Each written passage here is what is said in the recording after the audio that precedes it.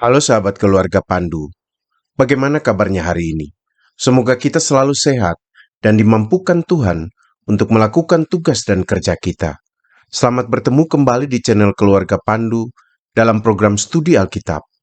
Studi Alkitab kita kali ini diambil dari Ibrani 5 ayat 1-4. Sebelum mendengarkan penjelasan saya, silakan sahabat-sahabat keluarga Pandu membaca teks Alkitabnya terlebih dulu. Sebelum lanjut, jangan lupa subscribe, like, komen, dan share untuk membantu mengembangkan channel ini, supaya channel ini bisa bermanfaat untuk siapa saja.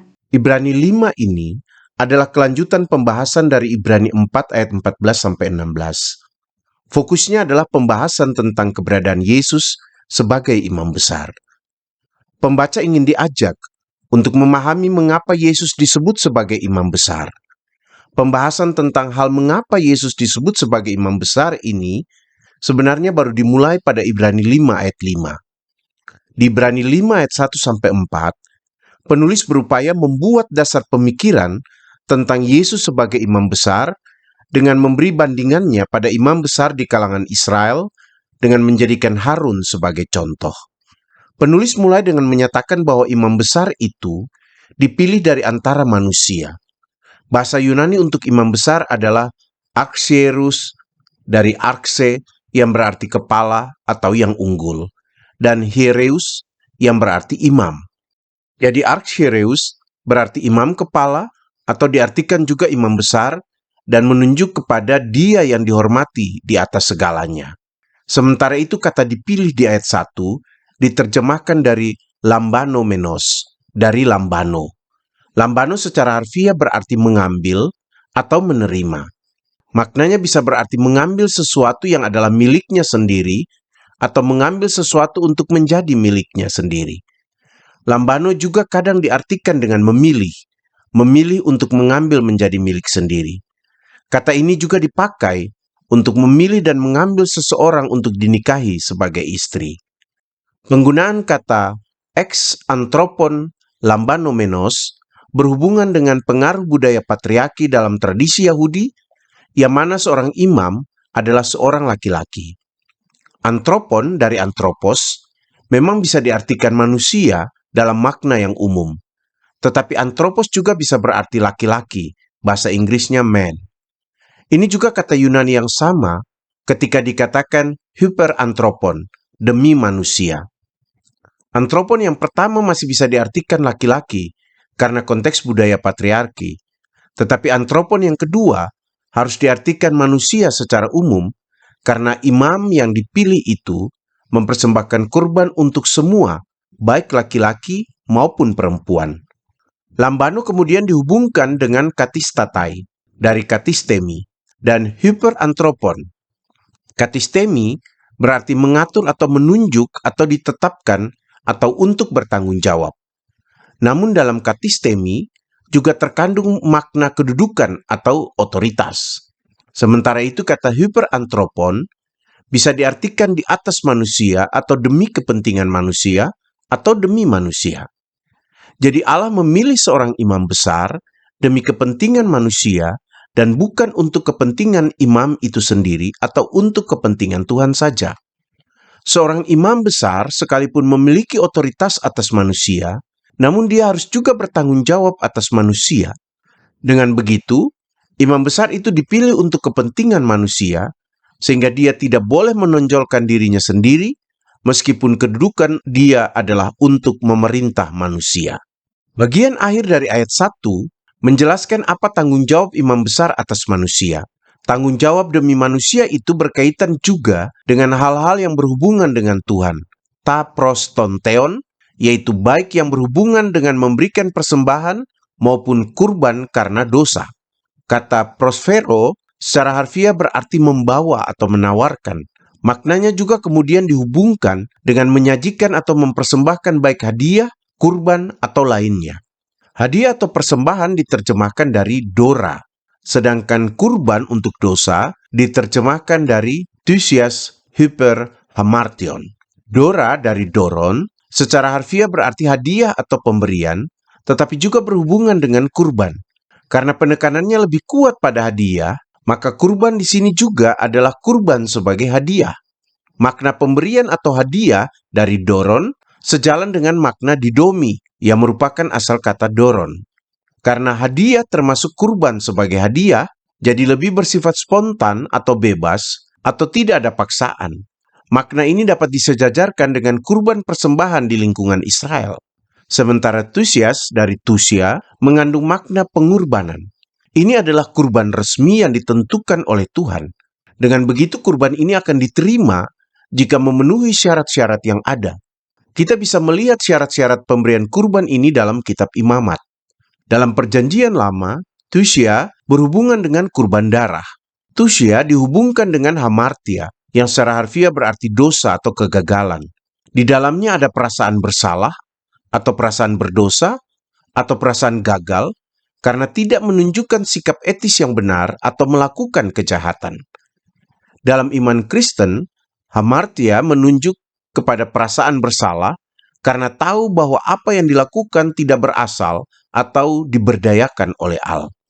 Penulis kitab Ibrani mengawali ayat 2 dengan menekankan karakter yang harus dimiliki oleh seorang imam besar atau imam kepala. Karakter itu adalah mampu melatih kesabaran. Metriopatein dunamenos. Metriopatein dari metriopateo secara harfiah berarti menahan emosi atau bersikap lembut atau memiliki belas kasihan.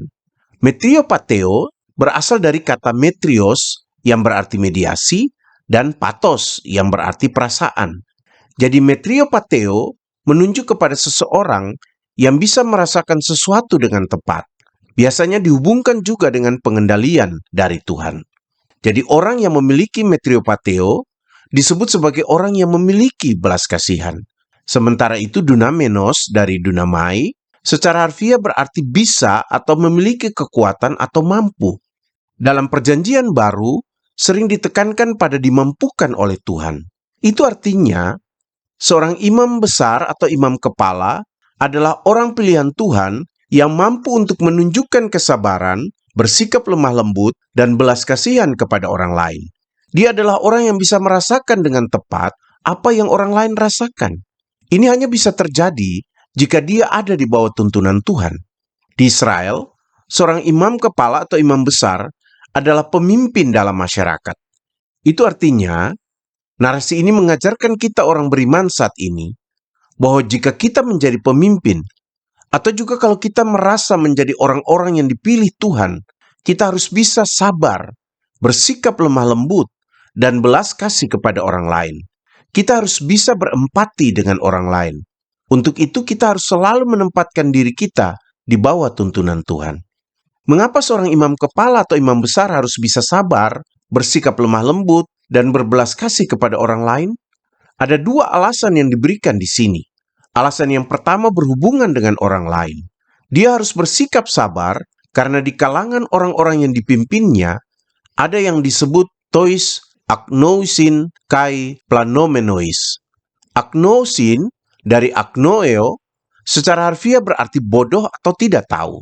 Orang seperti ini sering disebut juga sebagai orang yang tidak berpengetahuan atau tidak memiliki pemahaman atau tidak sadar. Ada juga makna agnoeo yang berhubungan dengan orang yang tidak dengan sengaja melakukan dosa atau salah. Jadi orang ini bisa dikelompokkan ke dalam kelompok orang yang bodoh atau tidak memiliki pemahaman atau pengetahuan atau tidak sadar, dan kelompok orang-orang yang sengaja menunjukkan kalau dia tidak tahu. Berbeda dari agnosin, plamenois dari planao, secara harfiah berarti mengembara atau menyesatkan atau menipu. Makna lainnya adalah tersesat atau keluar jalur atau menyimpang dari jalan yang benar atau disesatkan. Maknanya bisa menunjuk kepada keberadaan orang yang disesatkan sehingga keluar dari jalan yang benar, tetapi bisa juga berhubungan dengan orang yang menipu atau membuat orang tersesat. Alasan yang kedua berhubungan dengan dirinya sendiri. Penulis Ibrani mengatakan bahwa imam besar itu autos periketai asteneian. Terjemahan sederhananya, dia sendiri diliputi oleh kelemahan. Periketai dari perikamai, secara harfiah berarti berbaring atau dikelilingi, atau diliputi, atau berbaring di sekitar. Sedangkan astenean dari astenea secara harfiah berarti kelemahan atau tanpa kekuatan. Kelemahan di sini bisa juga berhubungan dengan penyakit atau masalah tertentu yang membuat orang lemah atau bergantung pada yang lain. Maksud penulis di sini adalah imam besar juga memiliki kelemahan yang bisa membuatnya melakukan dosa. Narasi ini mengajarkan kita orang percaya saat ini untuk tidak hanya melihat kekurangan atau kelemahan orang lain, melainkan melihat dan menyadari kelemahan kita sendiri. Kalau seorang pemimpin seperti imam besar atau imam kepala sadar bahwa dia sendiri memiliki kelemahan dan bisa melakukan dosa, maka dia akan memiliki belas kasihan kepada orang lain. Belas kasih yang hanya didasarkan pada kelemahan orang lain akan membuat kita menjadi angkuh atau sombong. Sebaliknya, belas kasih dan kepedulian yang didasarkan atas kesadaran bahwa kita juga memiliki kelemahan membuat kita akan lebih rendah hati.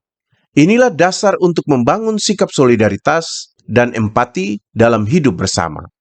Alasan yang disampaikan penulis di ayat 2 dipertegas di ayat 3, karena imam besar itu juga memiliki kelemahan dan bisa berbuat dosa, maka dia bukan hanya mempersembahkan kurban untuk menebus dosa umat saja, melainkan dosa dirinya sendiri juga. Kata mengharuskan di ayat 3 diterjemahkan dari kata Yunani opheilo. Opheilo memiliki makna berhutang dan mengacu pada kewajiban moral atau hukum. Kata opheilo memang berasal dari dunia hukum dan ekonomi yang menekankan rasa tanggung jawab seseorang. Dalam dunia Yunani, orang bertanggung jawab kepada dewa dan manusia dengan melakukan peraturan-peraturan yang ada. Dalam kekristenan, orang bertanggung jawab kepada Tuhan dan manusia dengan melakukan perintah Tuhan. Jadi mempersembahkan kurban di sini adalah sebuah bentuk tanggung jawab imam besar kepada Tuhan dan umat dengan melakukan ketentuan-ketentuan hukum kurban penebusan dosa yang sudah ditetapkan Tuhan. Karena kurban penebusan dosa itu adalah juga untuk dirinya, maka imam besar dalam hal ini tidak lebih baik atau lebih benar dari umat. Dengan kata lain, dalam hal pemberian kurban penebusan dosa, imam besar dan umat berada di posisi yang sama.